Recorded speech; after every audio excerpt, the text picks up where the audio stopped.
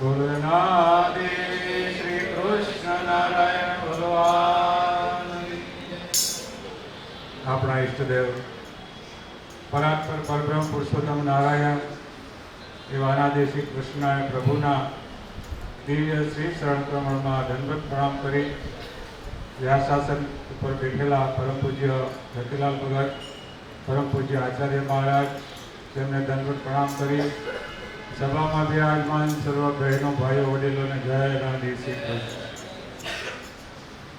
આપણા ભગવાનની આજ્ઞા છે, જ્યાં હો ત્યાં, જેટલા હો તેટલા ભગવાનનું ધૂન ભજન કરવું. એને અનુસંધાને અત્યારે આપણા સમસ્ત શ્રી હરિ શરણાગતિ મંડળ જ્યાં જ્યાં વસ્તુ હોય, દેશમાં પરદેશમાં, આ પવિત્ર શ્રાવણ માસમાં મહારાજે કીધું વિશેષ ભજન કરવું. એને અનુસંધાને આ કતારગામ મંડળ તરફથી 7 દિવસનું ખૂબ સુંદર શ્રી અખિલ ભૂમંડળીય સાંપ્રદાયિક મુક્તિ વ્યવસ્થાનું આયોજન કર્યું. બધા ભક્તો ખૂબ લાભ લઈ રહ્યા છે. પણ કાયમને માટે એમની બી 7 દિવસ આપણે ભગવાનનું ભજન કર્યું. એમની કાયમને માટે આપણે નિત્ય ઘરે અડધી કલાક પરિવાર સાથે બેસી ભગવાનની આરતી સ્તુતિ જે કાંઈ આપણને આવડે એ નિત્ય કરવું. કારણ કે કાયમ તાજો ને તાજું રહે. જેમ આપણા ખિસ્સામાં મોબાઈલ છે, એની કિંમત ભલે ગમે કેટલી હોય, 5,000 વાળો હોય કે 2 લાખ વાળો હોય, પણ એમાં રિચાર્જ ન હોય તો રિચાર્જ 28 દિવસનું કંપની આપ્યું હોય એ બંધ થઈ જાય ને, તો સતત એને રિચાર્જ કરતો રહેવો પડે, ગમે એટલું કિંમતી સાધન હોય. એમ આપણા આ દેહમાં જે આત્મા રહેલો છે એને કાયમને માટે રિચાર્જની જરૂર પડે છે. એટલા માટે મહારાજે કીધું કે સવારે ભગવાનની પૂજા કરવી, આરતી કરવી, જે કાંઈ આપણને ભગવાનને આપ્યું છે એમાંથી ભગવાનને અર્પણ કરતું રહેવું, ભગવાનનો ભાગ કાઢતો રહેવો. જ્યાં જ્યાં આપણા ભગવાનના મંદિરો થતા હોય, ઉત્સવ સમયાઓ થતા હોય, ત્યાં કાયમને માટે યથાશક્તિઓ સેવા કરવી. આ જ આપણા જીવનનો ધ્યેય હોવો જોઈએ.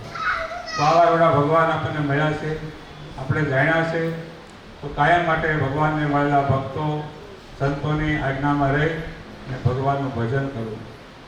આજે મોટા વરાસા અનાદિ શ્રી કૃષ્ણનારાયણ મંદિર આજથી 30 વર્ષ પહેલાં એક 5-10 રૂપિયાની સેવાથી ભક્તોએ શરૂઆત કરી અને આજે એક સુરતમાં સ્થાન કહી શકાય એવું મંદિર ભગવાનની કૃપાથી અને ભક્તોના સહયોગથી બન્યું. અને હજી પણ આગળ ભક્તો સંકલ્પ કરે તો બધા કાર્ય ભગવાન પૂરા કરે છે. મંદિર બની ગયું તો ભક્તો દેશ વિદેશથી બધા આવવા માંડ્યા. આજુબાજુમાંથી મુંબઈથી આવે, બહેરીનથી આવે, ભક્તો આવે તો એમના માટે ઉતારાની વ્યવસ્થા કરવી પડે. એટલા માટે ભક્તોએ બાજુનો પ્લોટ પણ હમણાં લીધો. ગઈ જન્મ જયંતિએ ખૂબ ભક્તોએ સેવા કરી અને વધારે ને વધારે ભક્તોને રોકાવાનું મન થાય, આનંદ આવે, એટલા માટે વધારે ને વધારે આગળ વધી રહ્યા છે. તો દરેક મંડળો જ્યાં હોય ત્યાં ભગવાનનું ભજન અને ભોજન સમૂહમાં કરવી ભગવાનની આજ્ઞા છે. તો સર્વે ભક્તોને જય શ્રી હરિ શરણાગતિ મંડળ મોટા વરાસા સુરત તરફથી 21 દિવસની જે શ્વેતાઈ સ્મૃતિની કથાનું આયોજન કર્યું છે, એમાં દરેક ભક્તોએ પોતપોતાના સમય પ્રમાણે 9 થી 10:30નો સમય છે રેગ્યુલર. તો બધા ભક્તોએ પધારવા હું મંડળ તરફથી બધાને ભાવભર્યું આમંત્રણ આપું છું. અને છેલ્લે દિવસે પૂર્ણાવતીના દિવસે બપોર પછી પૂર્ણાવતી છે, તો બધા ભક્તો પ્રસાદ લેવા પણ પધારજો. અને જે મહારાજની આજ્ઞા છે એ પ્રમાણે કાયમના માટે ધૂન ભજન કથા વાર્તા જેટલું થાય એટલું આપણે બધાએ કરતું રહેવું. બોલો અનાદિ શ્રી કૃષ્ણ ભગવાન.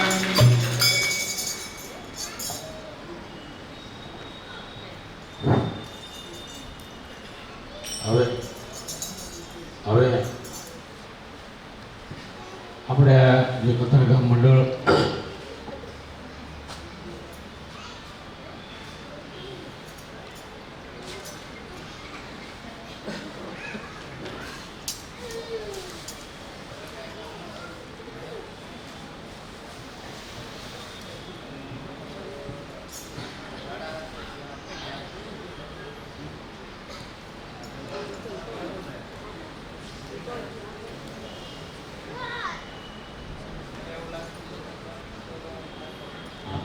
હાલો તો બીજી એક જાહેરાત છે આપણે કે આપણું રસોડું 8 દિવસ વિઠ્ઠલભાઈ રામાણી અને ધીરુભાઈ કપૂરિયા, પણ ધીરુભાઈ આજે ગામ ગયા છે એટલે એમનો દીકરો ભાવેશ અને વિઠ્ઠલભાઈ રામાણી બંને અહીંયા આગળ આવે છે. ધીરુભાઈ હા તો ધીરુભાઈ પોતે જ આવે. હાલો એટલે મેં કીધું આગળ વાત થઈ ગઈ ને આપણે ઘેર આવ્યાથી. તો ધીરુભાઈ કપૂરિયાનું સન્માન કરશે વિપુલભાઈ છગનભાઈ વઘાસિયા.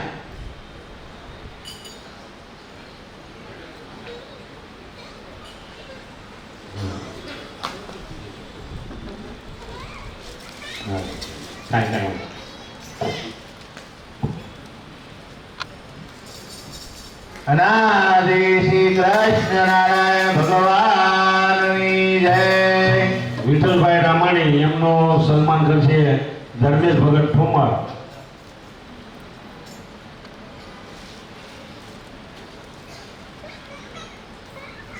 અને બીજું કે ખાસ અનાદિ શ્રી કૃષ્ણ નારાયણ ભગવાનની જય. બીજું કે ઘનશ્યામભાઈ માલવિયા જો સુરતમાં રહેતો એની સામાન લઈને ગઈ એવો 2 માણા દીધા 9 દિવસથી. તો ઘનશ્યામભાઈ પણ અહીંયા વધારે વ્યાખ્યાન થશે.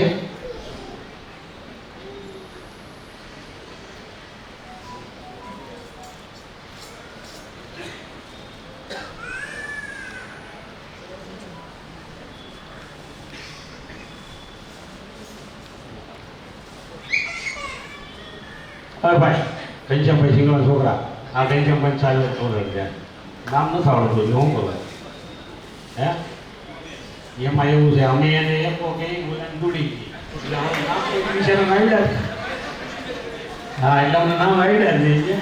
અનાદિ શ્રી કૃષ્ણ નારાયણ ભગવાનની જય. હાલો આમાં શું ભાઈ ખાલી ગમત સાથે જ્ઞાન હોય. આ આપણો તો મારો ઉદ્દેશ છે. બાકી કથામાં આવ્યો હોય એટલે ભગતે પહેલેથી કીધું એમ કે આ કાને સાંભળે ના કાને કાઢી નાખે તો ન મજા આવે. પણ આમાં શું છે આવું કંઈક થોડું રમૂજ કરાયું હોય ને તો એ યાદ રહી જાય, કથા યાદ ન રહે કોઈને, કેમ કે શાસ્ત્ર વાંચવું ન હોય ને એટલે હવે આજે આપણે કદાચ કોઈ ભૂલચૂકમાંથી રહી ગયું હોય, કોઈનું નામ બોલવામાં અથવા તો કાંઈ પણ ક્ષતિ રહી ગઈ હોય તો ભક્તો રાજી રહેજો. હવે પછીથી જે આ આયોજન કર્યું છે બોલીસી કતારગામ મંડળ, આપણે બોલતો એ બધા એવું બધે સાથ સહકાર આપ્યો, પણ એવા કતારગામ મંડળના કાયમી નિત્ય સભા એમાં જે પ્રદીપ ભગત કાકડિયા એનો વહીવટને વ્યવસ્થા કરે છે. તો એ ભક્તો યુવાનોએ બધા ભેગા થઈ અને આ કથાનું કહ્યું. તો હવે એ જે કથા ગમે ત્યાં હોય, કથા હોય કે કોઈ પણ પ્રસંગ હોય તો એની આભાર વિધિ જે છે એ મન ન કરાય. એ ફરજિયાત પ્રદીપ ભગતને જ કરવી પડે આભાર વિધિ.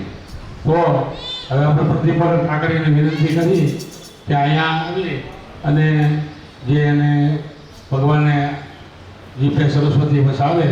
તો છોકરાઓ નાના છે પણ ઉત્સાહ મોટો છે હોય ને બધાય.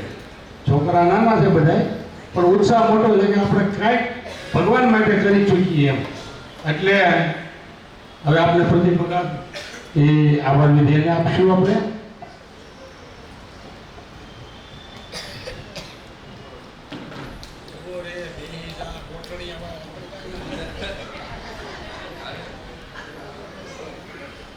અનાદિ શ્રી કૃષ્ણ નારાયણ ભગવાનની જય. સદગુરુ શ્રી અક્ષર બ્રહ્મની જય. શ્રી કૃષ્ણ વલ્લભાચાર્ય કોટી મુક્તાભિવંદિત ધામ ધામેશ્વર નાથ સર્વાયવતાર કારણમ.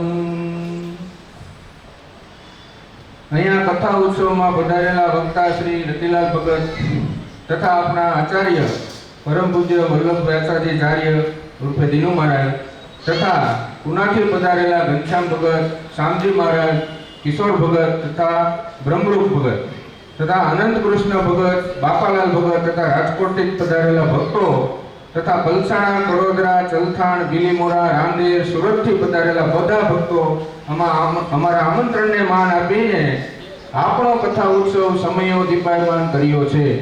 તથા સુરત કતારગામ મંડળના વડીલ ભક્તો જેની પાસેથી અમે પ્રેરણા લઈને અમે આ કથા ઉત્સવનું આયોજન કર્યું છે, તથા કતારગામ મંડળના યુવક સ્વયંસેવકો જેણે તન સેવા આપીને તથા સર્વે સ્નેહી ભક્તો અને તેમના મિત્રો તથા સગા સંબંધીઓ જેમણે પણ નાની મોટી તન મન ધનથી સેવા કરી છે અને અમારા આમંત્રણને માન આપીને અહીંયા પધાર્યા છે, તે બધા ભક્તજનોને હું હૃદયપૂર્વક આભાર વ્યક્ત કરું છું.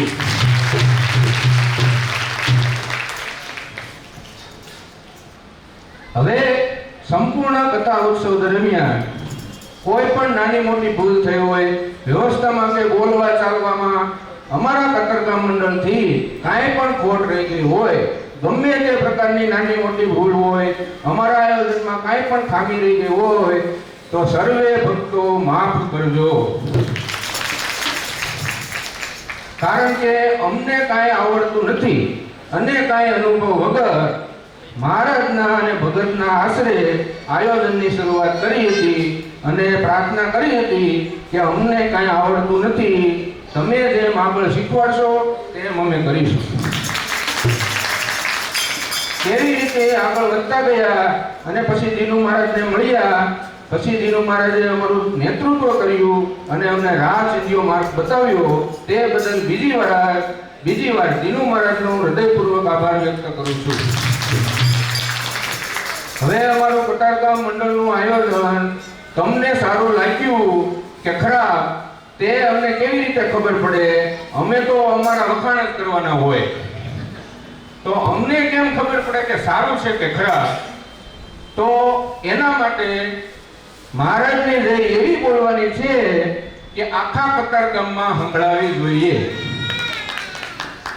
જય બોલવામાં અવાજ સરખો નહીં આવે તો અમે માનશું કે આયોજનમાં અમારે કંઈ ખોટ છે, અને જો જય બોલવામાં ગગન સુધી નાદ સંભળાશે તો અમે સંતોષ માનશું કે અમે તમારી સેવા બરાબર કરી છે. અને બીજું કે બધા ભક્તો આવેલા છે, તમે એમને એવા આશીર્વાદ આપો કે કાલે શામજી મહારાજે એમ કીધું હતું કે હજી આથી મોટું આયોજન કરો, પણ તમારા બધાના આશીર્વાદ વગર આ શક્ય નથી. એટલે તમે એવા આશીર્વાદ આપો કે આવતા કથા ઉત્સવમાં આ હોલમાં વચ્ચે જે પાર્ટીશન મારેલું છે તે ન હોવું જોઈએ.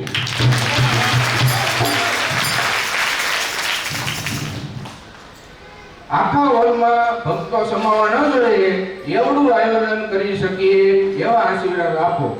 અહીંયા બેઠેલા તમામ ભક્તો એકી સાથે જોરથી જય બોલવાની છે. તમારા જય બોલવાના અવાજથી અમને અમારો જવાબ મળી જશે. બોલો અનાલી શ્રી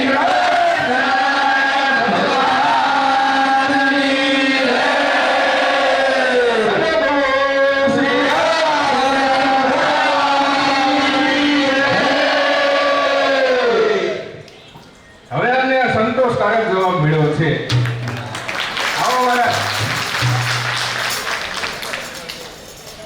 હવે અમારી આ મહેનત સફળ થઈ. નાજી શ્રી કૃષ્ણ નારાયણ ભગવાનની જય. હું અહીંયા ભગત 2-3 દિવસથી આવ્યો ને, જ્યારે આ લોકોનું નામ બોલાય ને આમ પ્રવાળા ઊભા થઈ જાય ભગત.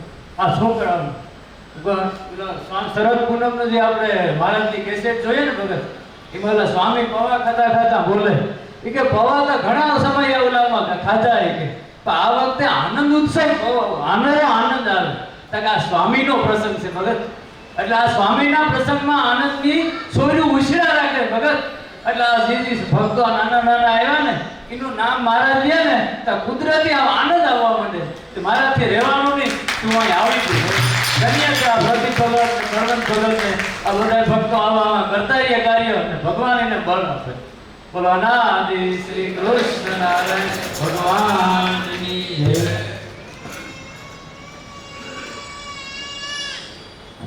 ખૂબ ખૂબ ધન્યવાદ મહારાજ.